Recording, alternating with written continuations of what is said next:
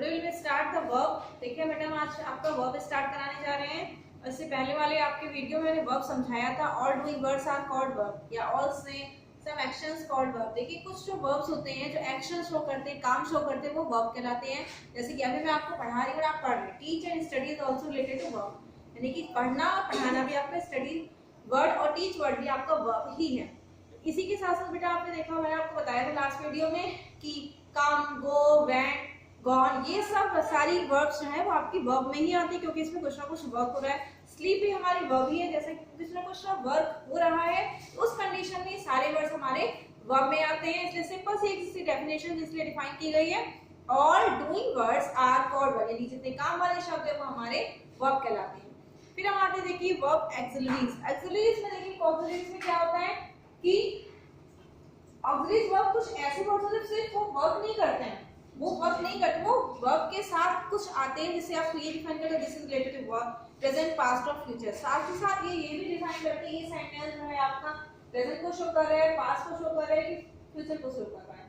और ये सिर्फ और सिर्फ हेल्पिंग वर्ब्स कहलाते हैं। ऑक्सिलरी वर्ब्स को हम हेल्पिंग वर्ब भी कहते हैं, जो हेल्प करते हैं मेन वर्ब के साथ। ठीक है, मेन वर्ब के साथ जो हेल्प करते हैं वो हेल्पिंग वर्ब्स कहलाते हैं, उनको ऑक्सिलरी वर्ब्स भी बोलते हैं। जैसे कुछ एग्जांपल्स हमारे is, am, are and was are verb. ठीक है, ये आपके कुछ एग्जांपल्स हैं, जिनके एग्जांपल के जरिए आप समझेंगे कि कैसे इनका यूज कर सकते हैं हम लोग अपने डेली लाइफ में भी, और ये डेली में यूज होता ही है। फर्स्ट एग्जांपल अगर हम लेते हैं कि Rakesh is a carpenter. Rakesh is a carpenter. तो यहाँ पे जो इस वर्ड बेटा शो हुआ है, इस किसको डिफाइन कर रहा है? ये नाउन के बारे में बता रहा है कि कारपेंटर भी है। और राकेश कौन है? एक बॉय है, ये लड़का है, या मेल है या फीमेल है, ये मेल पर्सन है। और क्या है? वो कारपेंटर है, और प्रेजेंट टाइम में वो कारपेंटर है। ये सिर्फ हेल्प करके ये बता रहा है कि सेंटेंस के साथ कि ये एक बढ़ई है। ठीक है, इसी के साथ हम दूसरा एग्जांपल लेते हैं। Ramesh was a good student। Ramesh एक अच्छा विद्यार्थी था। रमेश एक अच्छा विद्यार्थी था। तो ये था को डिफाइन कर रहा और ये किसको है को बिलोंग कर रहा है। तो हमने इससे क्या सीखा? हेल्प कर रहे हैं हमें ये बताने में कि this is sentence related to present and this sentence related to past. ठीक है, तो ये हमारा इज और वाज का यूज हो गया कि कैसे हम इज और वाज का यूज करेंगे आपका एज ए ऑक्सिलरी वर्ब के रूप में। फिर हम लेते हैं आपका example next, am. Am is always come with I. Am हमेशा आई के साथ ही आता है, किसी और वर्ब के साथ, किसी भी प्रोनाउन के साथ नहीं आता है। ध्यान रखिएगा, आई हमेशा के साथ एम ही आता है। ये आपका प्रोनाउन है, प्रोनाउन के साथ आई जो प्रोनाउन है उसके साथ प्रेजेंट में एम ही आएगा। आई एम अ डांसर, मैं एक डांसर हूँ। तो एम किसको ये कर रहा है? ये भी हमें प्रेजेंट को ही शो कर रहा है, और ये हेल्प कर रहा है हमें बताने के लिए कि प्रेजेंट टाइम में भी ये डांसर ही है। नेक्स्ट हम लेते हैं अगर आपका they are players. They are players, वे खिलाड़ी हैं।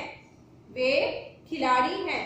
तो खिलाड़ी हैं, बहुत सारे लोग हैं, तो हमने दे का यूज किया, हमने पर्टिकुलर नाम नहीं लिया है किसी का, और वो बहुत सारे, तो उस कंडीशन में हम वो यूज करते हैं आपका आर का। इसका यूज करते हैं ए आर ई आर। तो आपका इज, वाज, एम और आर, ये सिर्फ हेल्पिंग वर्ब्स और ऑक्सिलरी वर्ब्स का यूज किया जा रहा है ये बताने के लिए कि सेंटेंस में क्या कहा जा रहा है और किस तरीके से कहा जा रहा है और किस समय को इंडिकेट कर रहा है।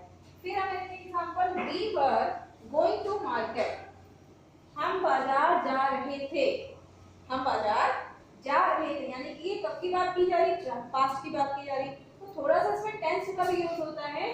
क्यों? क्योंकि इसलिए बताती जा रही हूँ कि आपको ये नहीं कि यहाँ पे आर लिखा है, आपने वर लिखा है, तो वर इसलिए लिखा है, पहले की बात होनी है। तो we were going to market, लेकिन वर्ब भी हमारा क्या है? ऑक्सिलरी वर्ब ही है। तो ये बेटा आपका इज, एम, आर, वाज और वर ये हेल्पिंग वर्ब और ऑक्सिलरी वर्ब्स कहलाते हैं।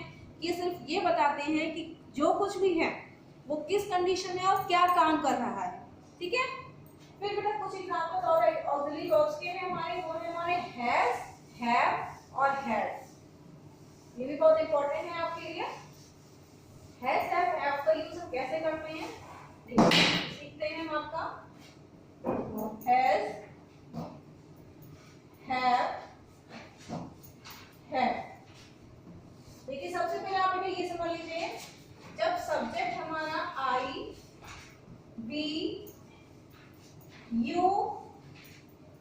दे, ठीक है। और अगर सब्जेक्ट यानी कि जिसके बारे में बात कर रहे हैं वो प्लूरल है, उस कंडीशन में हम ऑक्सिलरी वर्ब हैव का यूज करेंगे। किसका यूज करेंगे? हैव का यूज करेंगे। अगर सब्जेक्ट आपका she, he and it and singular होगा, समझिएगा बेटा। सिंगुलर सब्जेक्ट का मतलब किसी एक के बारे में बात हो रही होगी, उस कंडीशन में हम आपका हैज का यूज करेंगे। और हैड का यूज किस कंडीशन में किया जा रहा है? All subjects. अब सब्जेक्ट का मतलब मैंने आपको पहले भी बताया था, हिंदी, इंग्लिश, मैथ, साइंस से मत लीजिएगा, ठीक है। और सारे सब्जेक्ट के साथ हम हैड का यूज करते हैं। ये आपका फेयर कॉपी का काम है। उससे पहले भी जो वर्क मैंने करवाया था वो भी आपका फेयर कॉपी का ही वर्क था, वो आप अपनी इंग्लिश सेकंड की फेयर कॉपी में कर लीजिएगा। फिर देखिए, ये मैंने आपको जो समझाया है इसको भी नोट कर लीजिएगा अपनी फेयर कॉपी में, इंग्लिश सेकंड की, अपना चैप्टर नेम लिख करके। आई, वी, यू, दे और प्लूरल अगर सब्जेक्ट होता है तो उसके साथ हैव आता है।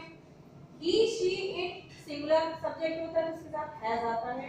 हेल्पिंग वर्ब यानी कि ऑक्सिलरी वर्ब की बात की जा रही है अभी। फिर है हमारा हैड। हैड सारे सब्जेक्ट के साथ आता है, तो ये फेयर कॉपी का वर्ब अपने राइट डाउन कर लीजिएगा अपनी फेयर कॉपी में। अब इसके आगे आपको एक्सप्लेन करते हैं कि कैसे हम हैव का यूज करते हैं और कैसे हम हैज का यूज करते हैं। बहुत सिंपल यूज है। जैसे कि देखिए, प्रेजेंट टाइम में क्या, मेरे पास ये रजिस्टर है, ठीक है, मेरे पास ये डोर भी है, मेरे पास पेन है, मेरे पास कार है, मेरे पास कीरिंग है, मेरे पास बहुत सारी चीजें हैं। उस कंडीशन मेरे पास मतलब कि मैंने पास नहीं रखी है, मेरी खुद अपनी है, उस कंडीशन वाली जगह हम लिखते हैं I have a blue pen, ठीक है, मेरे पास एक ब्लू पेन है। तो मेरे पास मतलब मेरे पास नहीं रखा, मेरा खुद का पर्सनल है।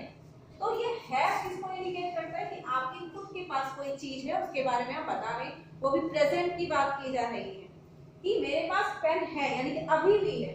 इसी तरह अगर हम दूसरा एग्जांपल लेते हैं, she has a car, उसके पास एक कार है, उसके पास एक कार। देखिए she के साथ has क्यों लगाया मैंने अभी आपको इससे पहले इसलिए लिखवाया था कि कुछ सब्जेक्ट के साथ have लगता है, कुछ सब्जेक्ट के साथ has लगता है, वो आपको याद ही रखना पड़ेगा, लर्न करना पड़ेगा।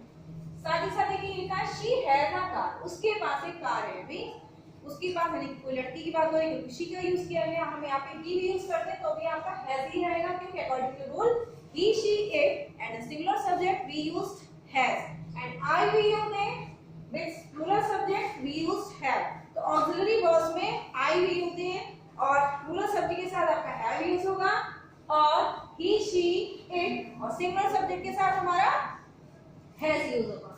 तो ये भी आपका बेटा फेयर कॉपी का ही काम है, एग्जांपल्स हैं आपके, ये आप अपनी फेयर कॉपी में नोट कर लीजिएगा, ठीक है। फिर हम आते हैं आपके हेड पे, ठीक है। अब हेड का यूज कैसे करते हैं देखिएगा, ये एग्जांपल्स हैं आपके।